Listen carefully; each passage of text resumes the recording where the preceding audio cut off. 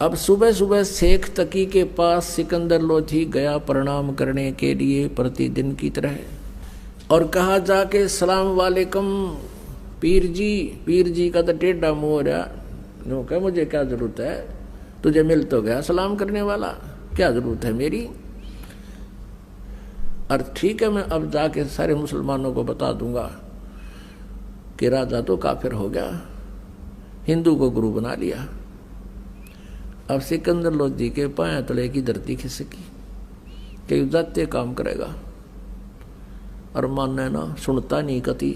सिकंदर लोधी ने कहा पीर जी ऐसी क्या गलती होगी कि तुझे तो भगवान मिल गया, अल्लाह मिल गया, अल्लाह आकार में आने लग गया है, हमारे मुसलमान धर्म के विरुद्ध तू बातें कर रहा है। और केवल हमारे हजरत मोहम्मद जी ने ही एक गाय को जीवित किया था, एक बकरे को जीवित किया था।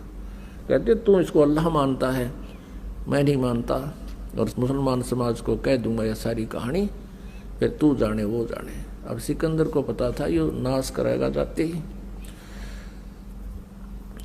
सिकंदर लोधी वापस आ गए टेंट में जहां कबीर जी विराजमान थे। सिकंदर लोधी के चेहरे की उदासी देखकर भगवान ने पूछा कि राजन कोई राजकाज की बुरी खबर सुन ली क्या, आप मायूस कैसे हैं। तो सिकंदर लोधी ने कहा प्रभु क्या बताऊं,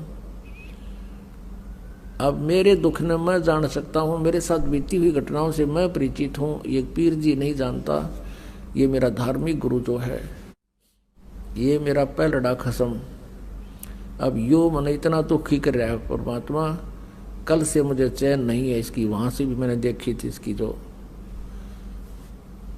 गतिविधि, और अब तो ये बहुत टेढ़ा मुंह कर रहा है, जाते ही सब मुसलमानों को कह देगा तो मेरा राज्य नहीं रहेगा। परमेश्वर ने पूछा क्या चाहता है ये। शेख तकी ने कहा था कि मेरे सामने जीवित करके दिखावे जब जानू मैं नहीं मानता, मैं साथ थोड़ा ही था। तो कबीर जी ने कहा कि उसको कह दो कोई मुर्दा ले आवे, चाहे कोई पशु ले आ, पक्षी ले आ, कोई मनुष्य ले आ, और अब जिंदा कर देता हूं, कह दे उसको ले आ मुर्दा। सिकंदर लोधी गया शेख तकी के पास और कहा पीर जी आप कोई मुर्दा ले आओ, और कबीर जी कहते हैं अभी जीवित कर दूंगा। तो वो कहता मैं कहां से लाऊं, कभी समय आएगा जब देखूंगा। अब परमात्मा को पता था कि राजा का टेंशन बना दी इसने, और ये दिल्ली तक पहुंचाएंगे इतने तो हार्ट अटैक हो जाए मनमाने सिकंदर का। तो कहते हैं अपने भगत की टेंशन भी परमात्मा एक सेकंड में कारण बना दे। उसी समय क्या देखा कि दरिया के बाहर सब कोई टहल रहा था, कोई नहा रहा था, कोई अपना घूम रहा था। इतने में क्या देखा कि एक मुर्दा, एक बच्चे का शव, 12-13 साल की आयु के बच्चे का शव, जिसको अंतिम संस्कार कर दिया गया था मृत्यु के उपरांत। क्योंकि कुछ ऐसे कबीले हैं जो न तो जमीन में दबाते हैं, न सभा करते हैं, अग्नि में संस्कार नहीं करते, वो केवल जल प्रवाह कर देते हैं। वो ये सोचते हैं कि इसके शरीर को मछली खाएंगे, कीड़े मकोड़े खाएंगे, इसको कुछ पुण्य हो जाएगा, और उसको दरिया में जो समुद्र की तरफ जा रही होती है उसमें एक अच्छे आदर के साथ एक फ्लोटिंग ऐसा बना देते हैं, बेड़ा सा घास फूस का, लकड़ी थोची से लकड़ी लगा कर उसके ऊपर आदर से लेटा कर और उसके ऊपर एक कपड़ा डालकर जल प्रवाह कर देते हैं। ऐसा जल प्रवाह किया हुआ मृत बच्चा आ रहा था सब,